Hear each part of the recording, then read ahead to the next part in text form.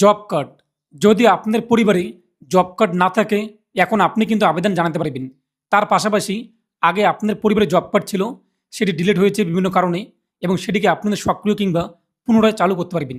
তাহলে চলুন দেখে নিচ্ছি আপনি কিভাবে জব কার্ডের জন্য আবেদন করবেন, নতুন জব কার্ড পাওয়ার জন্য, কিংবা আপনার আগে জব কার্ড ছিল সেটা ডিলিট হয়েছে কিংবা বাতিল হয়েছে, সেটিকে পুনরায় চালু করার জন্য কী ডকুমেন্টস দরকার পড়বে স্টেপ বাই স্টেপ জানিয়ে দেবো আজকের ভিডিওতে। অবশ্যই আপনার ভিডিও সম্পূর্ণ দেখুন। আর আপনি যদি এখনও পর্যন্ত ভিডিওতে লাইক না করে দেখেন, অবশ্যই লাইক করে দিন। এর পাশাপাশি চ্যানেল সাবস্ক্রাইব করে পাশে ক্লিক করে নোট সরকার রাখুন পরবর্তী ভিডিও সরকার পাওয়ার জন্য। আর আপনি যদি আমাদের ভিডিওটি ফেসবুক পেজ এমডি 360 দেখে দেখেন, অবশ্যই ফেসবুক পেজটি ফলো করুন। আর অবশ্যই ভিডিওটি প্রত্যেকে শেয়ার করে জানিয়ে দিন। তো এই যে আপনি অন স্ক্রিনে দেখতেই পাচ্ছেন যে ফর্মটি, এবং আমরা প্রত্যেকে জানি কিন্তু আগামী 15 জুন থেকে 17 জুন রাজ্যে শুরু হচ্ছে জনকল্যাণ শিবির। এই জনকল্যাণ শিবির থেকে আপনি এই ফর্মটি সংগ্রহ করতে পারবেন। তার পাশাপাশি ফর্মের যে ডাউনলোডের লিঙ্কগুলো আমি আপনার ভিডিওর ডিসক্রিপশন বক্স এবং কমেন্টে দিয়ে দিয়েছি, তো সেখান থেকে আপনি চেক আউট করতে পারবেন।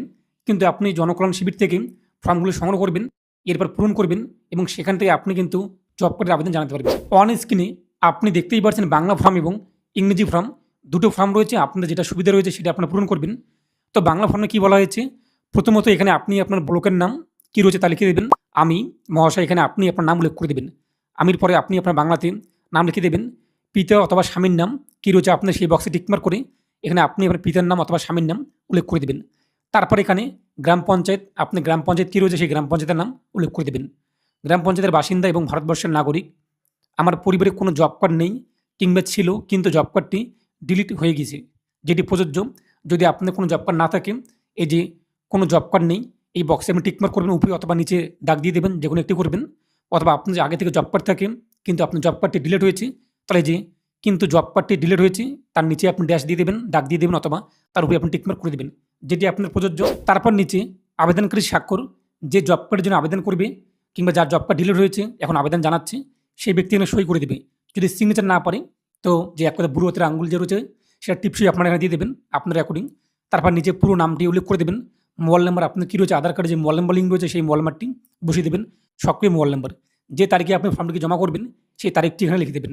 কোন কোন ডকুমেন্টস আপনি জমা করতে হবে, ভোটার কার্ডের জেরক্স, আধার কার্ডের জেরক্স, ব্যাংকের পাসবইয়ের প্রথম পাতার তার জেরক্স, জাতিগত শংসাপত্র অর্থাৎ এসসি এসটি ওবিসি এগুলো সার্টিফিকেট থাকলে আপনারা এই ফর্মের সঙ্গে জমা করে দেবেন।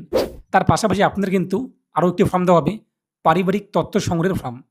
তো প্রথমত রয়েছে কিন্তু আবেদনকারীর নাম, যে জব কার্ডের জন্য আবেদন করবে সেই ব্যক্তি, সেই মহিলা কিংবা সেই সদস্যের নাম এখানে বসাতে হবে। তার পিতা অথবা স্বামীর নাম কী রয়েছে সেই বক্সে টিকমার্ক করে পিতার নাম অথবা স্বামীর নাম উল্লেখ করে দেবেন। পরিবারের প্রধান সদস্যের নাম, পরিবারের হেডকে, পরিবারের কর্তাকে, তার নাম আপনি উল্লেখ করে দেবেন। যদি এই আবেদনকারী পরিবারের কর্তা হয়ে থাকে তাহলে আবেদনকারীর নামে আপনি উল্লেখ করে দেবেন। বর্তমান ঠিকানা, বর্তমানে আপনি কোথায় বসবাস করছেন, গ্রাম, এরপর মৌজা, এরপর আপনার সংসদ, এরপর গ্রাম পঞ্চায়েত, ব্লক, জেলা, পিনকোড এগুলো আপনি বসিয়ে দেবেন। পরিবারের সদস্যদের তথ্য, এরপর নিচে আপনার পরিবারে কতজন মেম্বার রয়েছে তাদের নাম উল্লেখ করতে হবে। পরিবারের সদস্যদের নাম, এখানে আপনি পরিবারের প্রধান অথবা আবেদনকারী তার নামও আপনি এই বক্সে উল্লেখ করে দেবেন। সমস্ত সদস্যদের নাম বসিয়ে দেবেন, আবেদনকারী সহকারে প্রত্যেকের নাম, যে সমস্ত সদস্য রয়েছে তাদের পরিবারের সদস্যদের নাম আপনি প্রথমত আবেদনকারীর নাম উল্লেখ করে দিলেন, তার ডেট অফ বার্থ, জন্ম তারিখ উল্লেখ করে দেবেন, তার লিঙ্গ কী রয়েছে, পুং নাকি স্ত্রী নাকি অন্যান্য তা বসিয়ে দেবেন। তিনি এসসি এসটি ওবিসি নাকি জেনারেল, যেটি হয়ে থাকে সেটি আপনি লিখে দেবেন।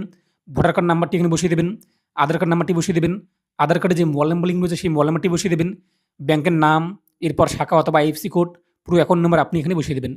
তারপর দেখতেই পাচ্ছেন যে দ্বিতীয় ঘর, এখানে আপনি বাকি সদস্য রয়েছে তার নাম উল্লেখ করে দেবেন, তৃতীয় সদস্য উল্লেখ করে দেবেন, চতুর্থ সদস্য, এবার আপনি প্রত্যেকের নাম বসিয়ে দেবেন।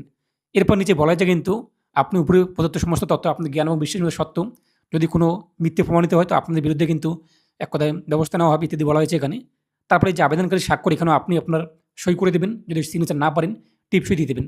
এবং নিচে যে রিসিপ্ট দেখতেই পাচ্ছেন এটা কিন্তু ছিঁড়ে আপনার দিয়ে দেবে, যাতে আপনি পরবর্তীতে স্ট্যাটাস চেক করতে পারবেন, কিংবা যদি আপনার জব কার্ড না হয়ে থাকে আপনি গ্রাম পঞ্চায়েত থেকে কিন্তু জানাতে পারবেন, স্ট্যাটাস চেক করতে পারবেন। এছাড়াও আমাদের কিন্তু আরেকটি ফর্ম পূরণ করতে হবে, আধার কনসেন্ট কিংবা আধার সম্মতিপত্র, যেখানে বাংলা এবং ইংরেজি দুটো ফর্ম রয়েছে। প্রথমত কী করবেন, আপনি আপনার নাম বসিয়ে দেবেন, আধার কার্ডে যে নামের বানান রয়েছে আধার কার্ডের নামের বানান দেখে দেখে আবেদনকারী সেই আবেদনকারীর নাম এখানে উল্লেখ করে দেবেন। তারপর আমার জব কার্ড নাম্বার, যদি আপনার আগে থেকে জব কার্ড থাকে তাহলে আপনি এখানে আপনার জব কার্ড নাম্বারটি বসিয়ে দেবেন। যাদের জব কার্ড নাম্বার রয়েছে আগে থেকে জব কার্ড কিন্তু ডিলিট হয়েছে বর্তমানে, তো সেক্ষেত্রে আপনি এখানে জব কার্ড নাম্বারটি বসিয়ে দেবেন। আর আপনি যদি একজন নতুন আবেদনকারী হয়ে থাকেন এই ঘরটি আপনি ফাঁকা রাখবেন, জব কার্ড নাম্বারের ঘরটি, আপনার নাম বসিয়ে দেবেন, এখানে আধার কার্ড নাম্বার বসিয়ে দেবেন, নিচে আপনার সিগনেচার অথবা যে একটা বুড়ো হাতের আঙুলের ছাপ তা বসিয়ে দেবেন।